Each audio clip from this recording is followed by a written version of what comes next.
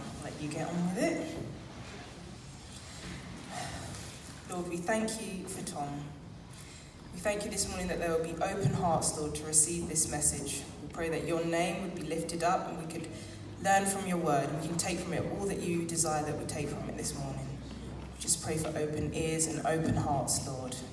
Just let your light shine through Tom this morning. Just thank you for that. In Jesus' name, amen. Amen. Amen. Good morning. There's a lady called Susanna Malki. She's 49 years old and she is from Finland.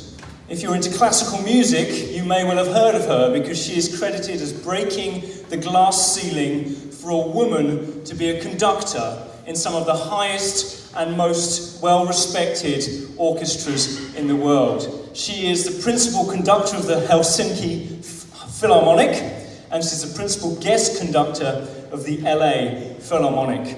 And something I think is fascinating and wonderful about her and any good conductor is that the job of a conductor is to get so into the music that's being composed, to understand it and to embody it to such an extent that you manifest and you become, for all the people around you, the composer's embodiment. You show all the musicians this is the living, breathing representation of the music. And you call out and you quieten down and you bring the ebb and the flow to the musicians. You are the image of the invisible composer when you are good as a conductor. And then you've got karaoke. Karaoke is something where there's a screen and a little ball bounces along the words. And even the best of us, if we're really honest, could in no way describe ourselves as a physical embodiment, as the image of the person who wrote the song that we're singing. I'm sure we have some karaoke fans here. Just give us a little wave if you're a karaoke fan. Yes. Just lay a hand on them and minister to them. We just, it's just... In Genesis chapter 1, God says this. He says, let's make man in our image. Listen to this word, image, in our likeness. Let them rule over the fish and the sea and the birds of the air, over the livestock, over all the earth, over the creatures that move along the ground. So God created people in his image. In the image of God he created. Male and female he created them. God blessed them and said to them, be fruitful and increase in number. Fill the earth and subdue it. Rule over it all. God says to humankind, be a great composer. Embody me. Embody me. Be a manifestation of the score that I've written on this earth. Demonstrate. Live it. Breathe it. Call things out. Quiet things down. Get the ebb and the flow of what I have set into all of creation. Be the image of me. The word image comes 4 times in just those tiny little verses. And God looks at people living the image of him. He looks at Adam and Eve manifesting him like the composer Susanna Malki. And what does he say? It's very good. It's very good. And the word very good there is a Hebrew word that means a bit more like it's beautiful. It's joyous. It captures you. Wow. That is what humanity is made to be. This image of God. But in Genesis 3, we see Adam and Eve saying, we want to decide what's right and wrong, actually. We're not just going to represent the image. We're not just going to take the score that you've written. We're not just going to represent you. We're not just going to manifest you and embody you. We want to decide what's right and wrong. And departing from the score brings chaos and curse. The curse of poor leadership. Have you ever been in a workplace where your boss seems to change their mind? And one day they say something, and then the next day they seem to be saying something that contradicts what they said the day before? Maybe you've grown up in a home like that. It's a curse, it's a chaos of leadership when it's brought, and there's constantly things are changing. And in Genesis 3, not only do Adam and Eve say that they want to decide what's right and wrong, but they who are given to steward and rule over the snake, let the snake steward and rule over them. The snake leads them. The snake puts ideas in their heads which they follow. What does this do? It dehumanizes Adam and Eve. It demeans them. No longer do they sit standing, manifesting God over all creation, including the snake. No, they allow part of creation to sit above them, influence them, and cause them to depart from what's given to them. And so right at the very beginning of God's book, right at the very beginning of this book, which we talked about last week, wanting to read so much, we see there's two things in all humanity. One, there's a joyous beauty that can be manifested in us when we represent the image of God, when we sing, when we speak, when we act, when we live as the manifestation of who He is. And then there's also this call, this thing within us somehow towards idolatry, towards chaos, towards dehumanizing.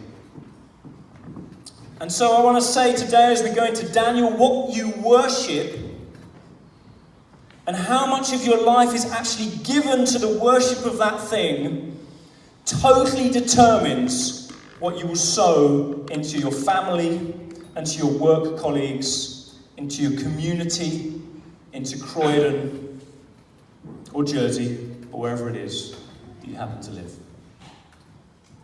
What you worship and how much of yourself you give to the worship of that thing determines what you manifest, what you represent. It determines the things you put out to the people around you. And the battle of the Old Testament is God fighting for His people and saying, I want you to be a true and beautiful, joy-giving manifestation of me. Be my image. Demonstrate me. Show me in purity and integrity to all the world. And people saying, maybe.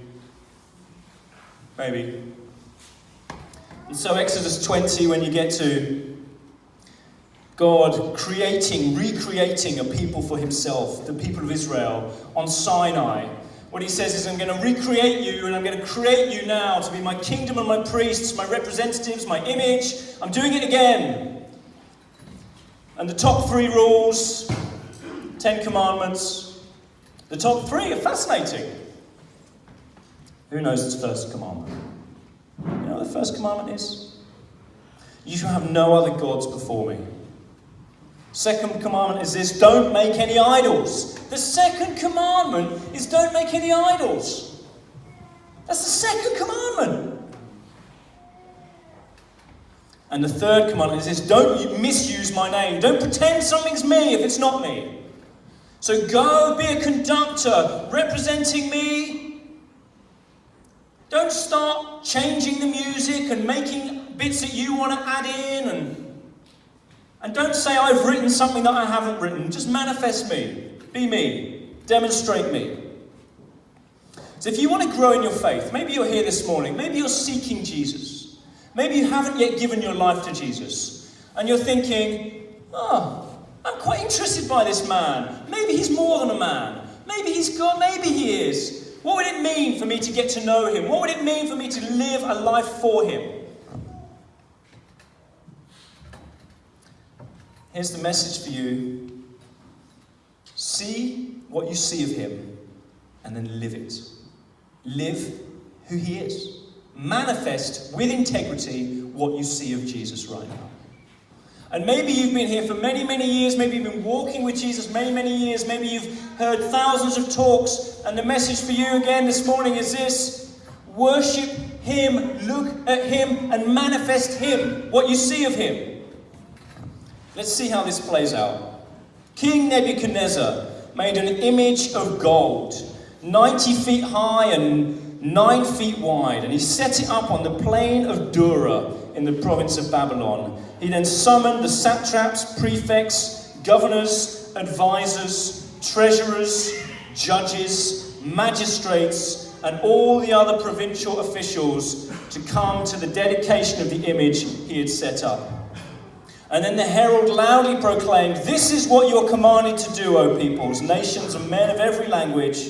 As soon as you hear the sound of the horn, flute, zither, lyre, harp, pipes, and all kinds of music, you must fall down and worship the image of gold that King Nebuchadnezzar has set up. Whoever does not fall down and worship will immediately be thrown into a blazing furnace." And so we come to Daniel's life, Daniel living in the midst of a people who do not worship God.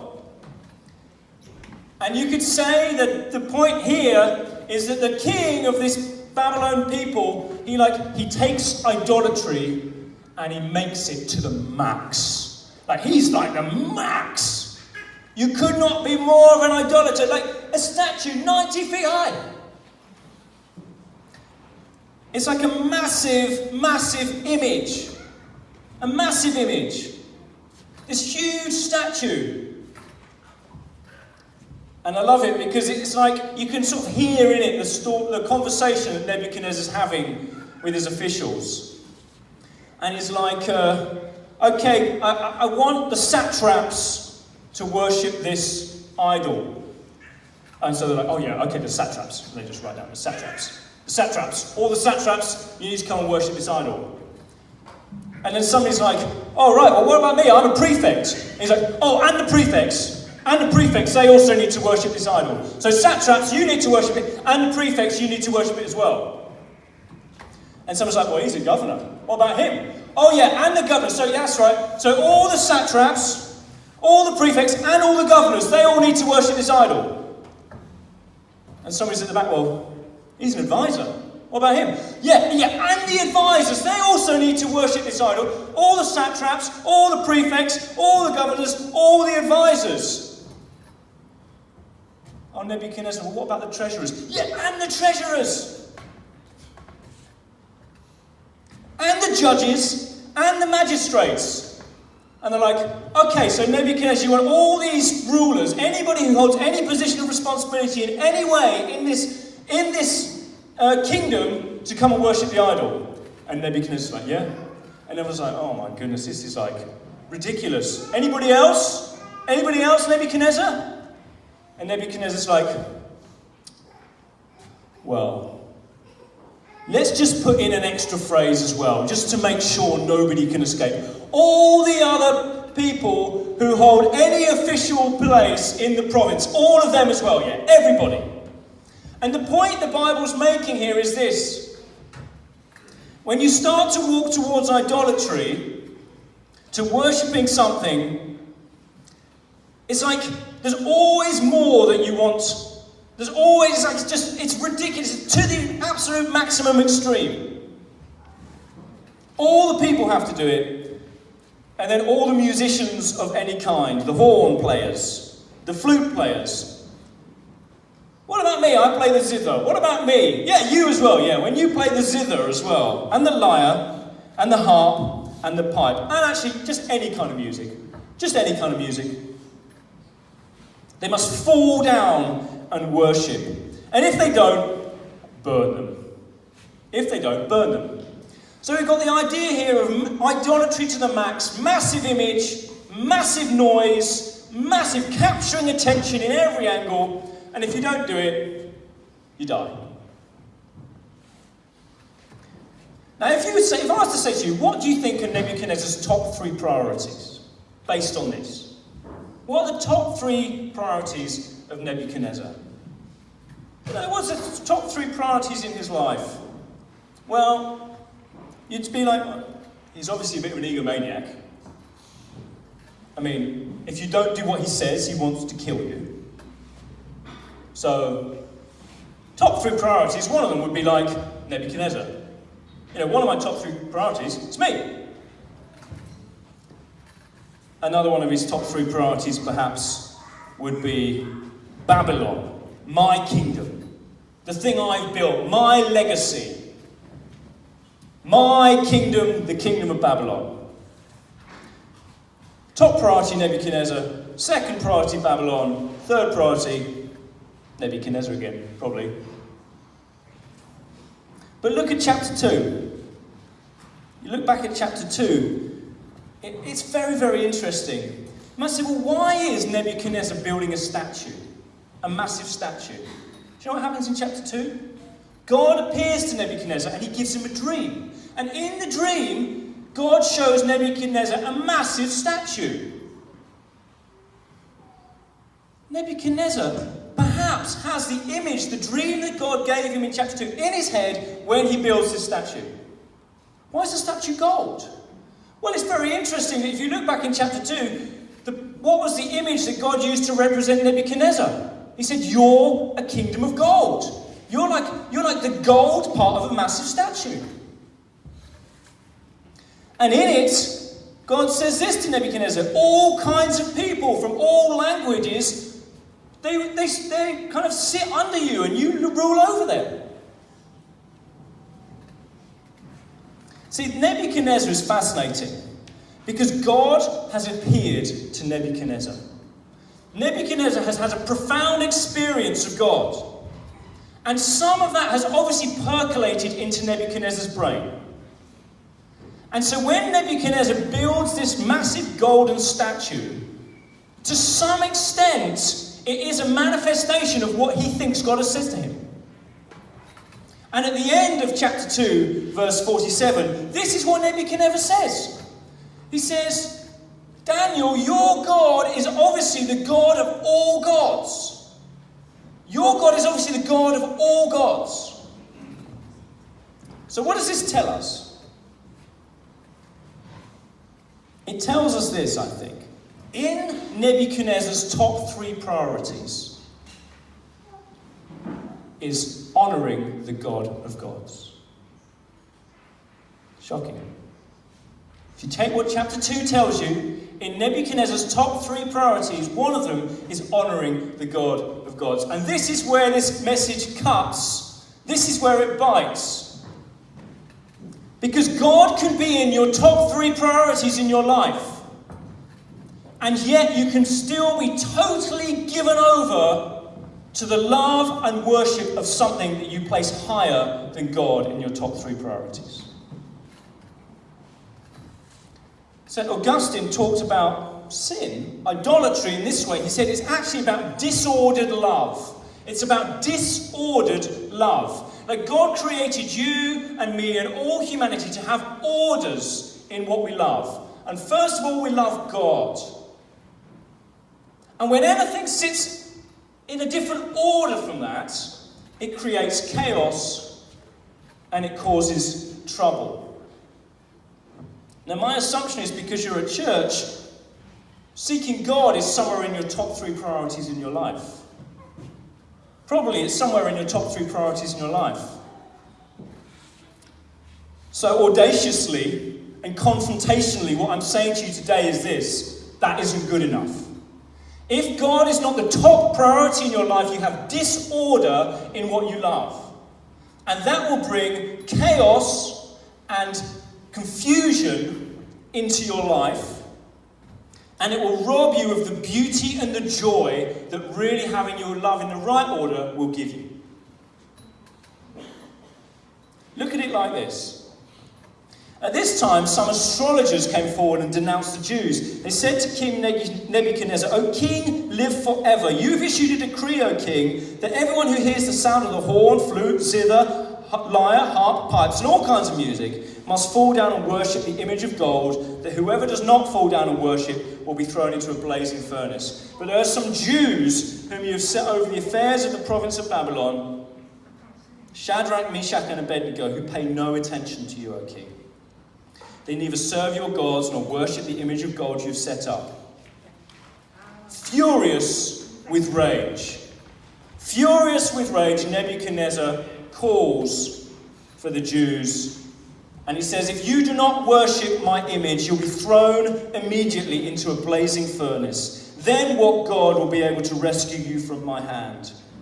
And he heats up the furnace so hot, and he gives a command so urgent, the fire kills the soldiers, and the three friends are thrown in. What does this show us about a life where something else is the number one love in your life? Number one, it's very unstable. It's very unstable. Nebuchadnezzar is king of Babylon. And every person in his view is doing what he as the king is telling them to do. But he hears a rumour from somewhere. There's some people who aren't in front of you, who you can't see, who aren't doing what you say. And what happens in response? Nebuchadnezzar totally loses it. Totally loses it. Emotionally, he's imbalanced and unstable. Secondly, he becomes destructive to the people around him.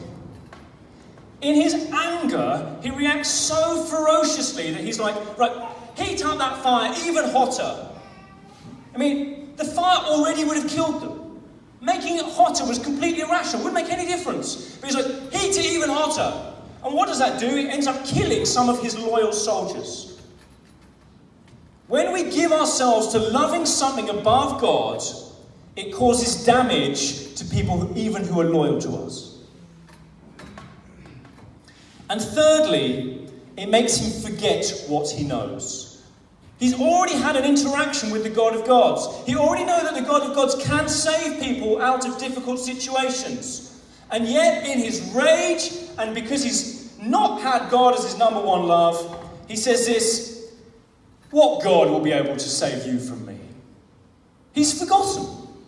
He knew there was a God who could do that, but he forgets.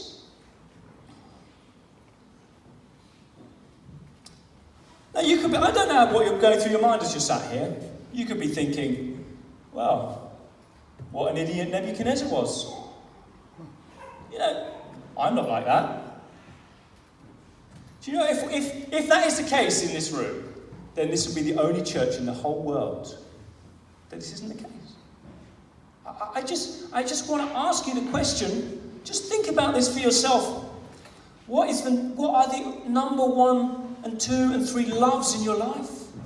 What are the things? What's the order of love in your life? And when you ask that question, it's actually a really hard question to answer. It's a really hard question to answer. And in fact, people say the better way to work out what's the number 1 love in your life is this. Ask the question, what's the biggest nightmare for you? What's your biggest nightmare?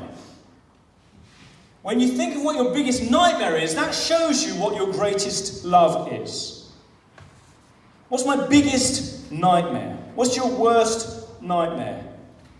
One of my worst nightmares would be to lose one of my children. Emmeline and Addie, they've gone through that. They talk about actually running towards God in that time. What are they doing? They're deliberately, intentionally placing God above even this nightmare. The order of their loves in their life, they're saying we could run from this and we could keep God as a lower priority. But no, we choose not to do that. We place him as a higher priority, even when we've lost something which was one of our biggest nightmares. That's a decision to place the order of God above the biggest nightmare.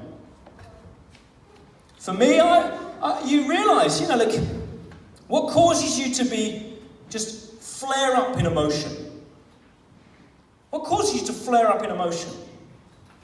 I don't know about you. I find I can kind of listen to and read when Jesus says, "Don't worry about money. God knows what you need." And then I kind of find, hold on a minute, there's more money going out of my account than I have. And I can just cope with that in a totally rational and emotionally neutral manner. Oh yeah, no I can't. I'll lie in bed at night and I'll be like, what are we going to do? I'm going to be sweating and I'll be like, ugh. Like, emotionally, I'm reacting in a way that demonstrates the love. And the fact that Jesus says to me, you don't need to worry about it. I know what you need. It demonstrates for me that actually, is money an idol? Is this something I need to just put down and place below the Lord?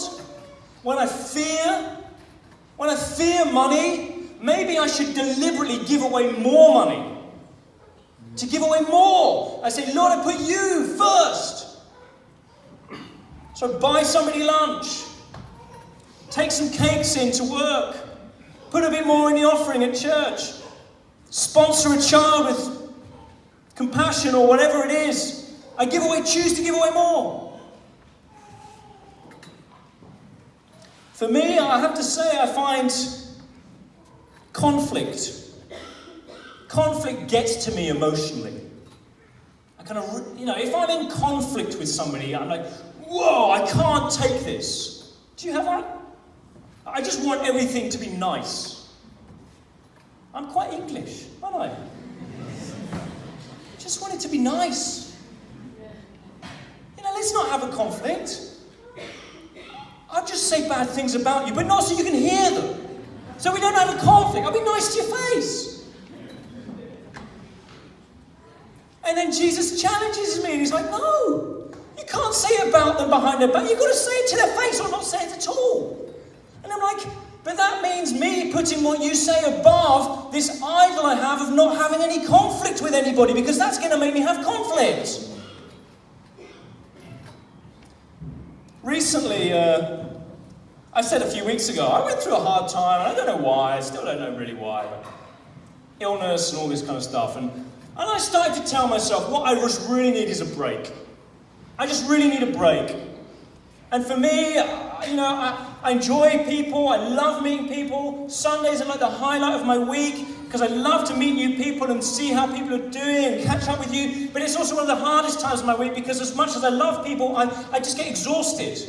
And so I've told you before, Sunday night I have to watch movies where loads of people die, because it's just my therapy. It's like, the more machine guns, the better. And so I love it, but I struggle. And so for me, when I think about I need a break, I just want to be somewhere there's nobody. And certainly not anybody I don't know. I just want to be on my own with my wife and my kids. No agenda, no other people, that's what I want. And I was like, I just need this over Easter. And I knew, you learn more about yourself as you go on, don't you? And so we'd already worked this out, and I said to Leslie, I just really need a break over Easter. Maybe we should just have a week as a holiday. And Leslie was like, I've got a friend who owns a farm in Wales who she'd gone to university with, and she's got like a special room, like a little stables they've converted at one part of their land they own. We could go stay there for a week.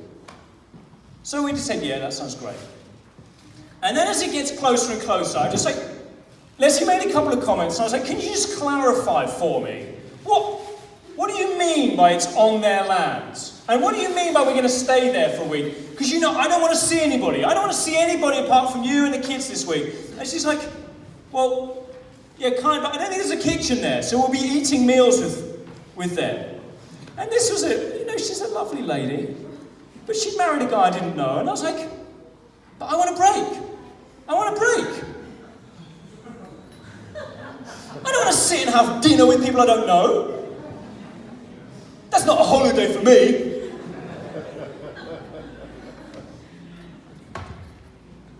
And Leslie said this, well, it's a holiday for me.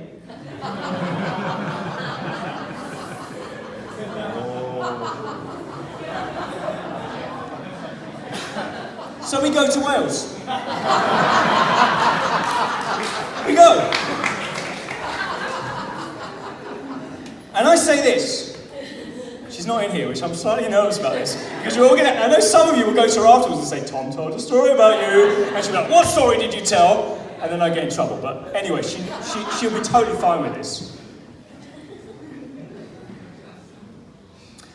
So we go. And I say, look, okay, fine, I totally get. I want this to be a good holiday for you as well. Can we do one day with kind of seeing them, and then just a whole clear day, like not seeing, I just need a whole clear day. I just don't want to see anybody for a whole clear day. But like, yeah, okay, in the car on the way down we agree. And then we get there, and you know how it is when you actually get somewhere, and it's not quite what you thought it was going to be, and so it ends up that the expectations were misaligned, and there's no whole clear day. There's no whole clear day. In fact, the day that I thought was going to be the whole clear day, at like 4 o'clock we've got like afternoon tea in their farmhouse, and then they've made a special, like, they've killed one of their lambs and are roasting it.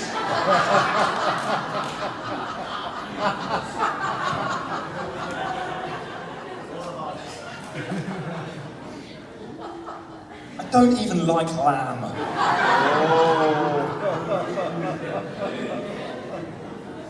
So we're sitting at dinner, and then I'm like, do you know what? They said, why don't you guys stay, have a drink, and whatever, coffee or whatever. I was like, why don't I take the kids back to the thing? I'll put them to sleep there, and you can stay here for a little bit and chat. So I take the kids back, put them to bed. It takes ages. You know what it's like on holiday if you've got kids. And so then I'm lying there in this converted stables. And in myself, I'm like this. Stupid wife.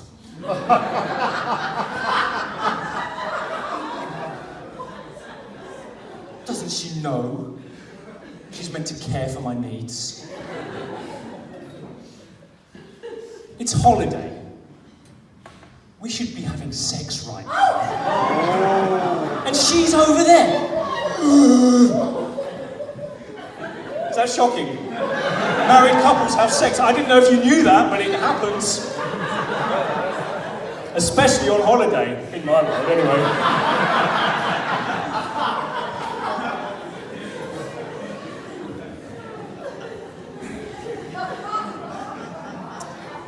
Wow. So I go to bed and I'm really grumpy and I go to sleep.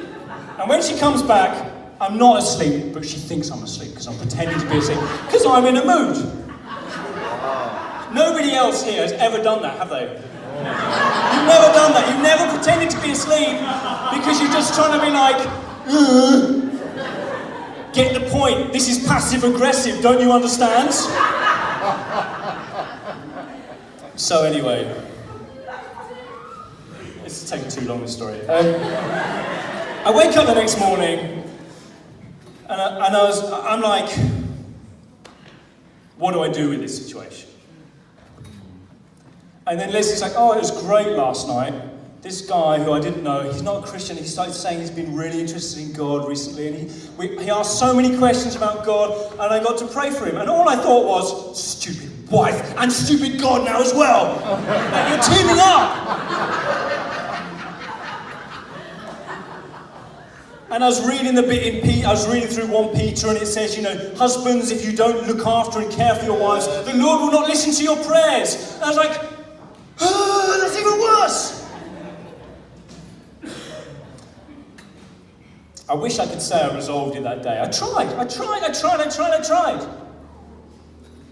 It was only a couple of weeks later I really discovered, do you know what this is? This is idolatry in my heart. This is idolatry in my heart because I think that my wife and the whole world should revolve around what I want, my comfort, me feeling okay. And the Lord was like, since when was that number one priority? Yeah. Since when? Was you getting what you want, the number one priority? So I repented deeply, massively before the Lord. Took my wonderful wife out and talked it all through. Repented. Lord, I repent. I couldn't see it till I suddenly realised this is idolatry in my heart. Above love for God was love for my own comfort, that I would get what I wanted. But you know, the thing is, integrity, being the images of God, is not so much about the sacrifice, it's about the beauty, the joy that comes. You see, when you seek first the kingdom of God, everything else is given to you. So it's not that you give up on your comfort, it's not that you give up on the joy, it's not that you give up on your own well-being, but when you put God number one, those things flow down, they flow down into your life. Amen. Shadrach, Meshach, and Abednego. They say, "Oh, Nebuchadnezzar, we don't need to defend ourselves before you in this matter. If we're thrown into the blazing furnace, the God we serve is able to save us from it, and he will rescue us from your hand. But even if he doesn't, we still want you to know we will not serve your gods. We will never take honouring God, manifesting who he is, we'll never take that off the top of our list of priorities. Never. Even if you kill us, it will not be dislodged." What does this do? What does this do when you put God the number one priority in your life? First of all, immense intimacy with God. They're thrown into the furnace. They're not saved from being thrown into the time of trial. But in that time of trial, what happens? God himself, an angel, maybe it's even Jesus, is present with them. Intimacy with God grows when you put him number one, even when it hurts. Amen. Number two, revelation of who God is given to every person watching your life. All the people there watched, and what do they say? It wasn't just Shadrach, Meshach, and Abednego who saw the angel Jesus with them. Every person watching is like, wow, there is a God who is real. Look at their life. Look at the integrity they had, and look at who they are in the midst of trial. The revelation of God is manifested to others. It evokes wonder even in those who are most opposed. Nebuchadnezzar says this: they trusted God and they defied my command. Now, just a few verses earlier, the fact that any person anywhere would defy his command sent him to a complete fit of rage. But now, somehow he's been affected by this. He's no longer in a fit of rage. He actually sees it as almost a good thing that they disobeyed his command. What they did, their integrity has affected and in a way humanized Nebuchadnezzar. They've brought him back from the edge of the precipice. A life of integrity, a life of worship, pure worship of God, actually humanizes people around you. You draw them back to become more of who actually God made them to be. They lose the control of the anger, the passions, the neurosis, the paranoia. And somehow, God uses what you do in your difficult decisions to live for him. He uses that to humanize people around you.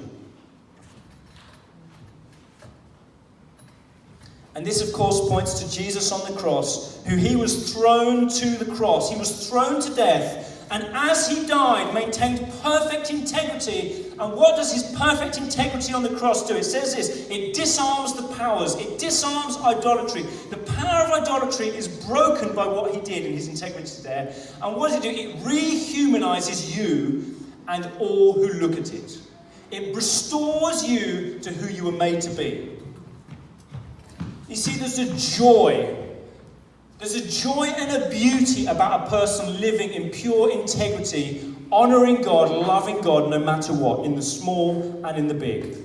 It's a beautiful, beautiful thing. It's like having a composer completely manifesting the music, that the song and the tune, and it all comes together in just such beauty and overwhelming emotional and visible and physical experience. You're like, whoa, there's something here that's so amazing. And when you live a life of integrity, that is what you do to all the people around you. You manifest the image of God.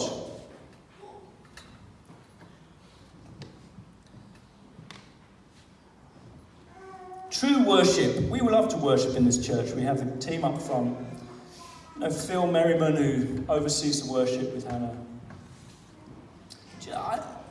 The reason I love it when he leads on stage is because this is what idolatry tells you. Worship is go and perform an event, bow down, do some physical things, and then go on and do your life as normal.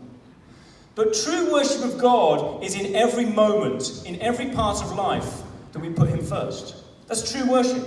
And Phil, I remember last week I saw him and he arrived and I was like, has Phil got a new car? So no, he doesn't have a new car. He'd taken an Uber from his house to here to get here early to set up for the team. It's just a simple thing. It's just a little thing. I'm just going to come and be here to set up. I know Phil gigs, he does a lot of gigs. He often gets home about 3 o'clock in the morning, and he'll be the first one here, often on a Sunday morning. It's 3 o'clock he gets home, young baby at home, probably not sleeping particularly between 3 a.m. and he's here bang on 9, setting up. And I don't know if you know Phil, but he's such a cheerful man. He's so positive. He's so gentle. When I meet him, I'll be like, "Oh, Phil, how are you doing?" And like 27 things are going wrong, like with the PA and the musicians and the music, and he's like, yeah, we're okay. He always speaks respectfully and with love. I know he cheerfully gives his money. And when I meet with him, as I do fairly regularly, we sit down, he's respectful and positive and kind to me. And a person who lives with integrity, there's no hidden parts of their life. They don't do something on stage and do something different behind closed doors. It just runs right through the honour of God, the priority of doing what He calls us to do. When you spend time with somebody like that, it brings joy to your life. It rehumanizes you. Because when you do that, you are being the image of Jesus. You're being the image of God. So I commission you. Go to your workplace. Go to your home. Go to your street. Go shopping. Go to Croydon. Go on the public transport. Go, and when you go, put Jesus first. Honour Him. And the integrity that you show when you bring that, brings beauty and joy to your life and to others around you. I commission you for that. We're going to pray. I've got some friends who are going to come and help me, so if I've teed you up, would you mind coming? And Hilary and Michael and Marcus and Sahara. We're going to pray, but we love to hear from the Lord. We love it when He speaks to us, and nobody has monopoly on hearing from the Lord, so just invite these guys to have a little pray, and does God maybe want to say anything to us? So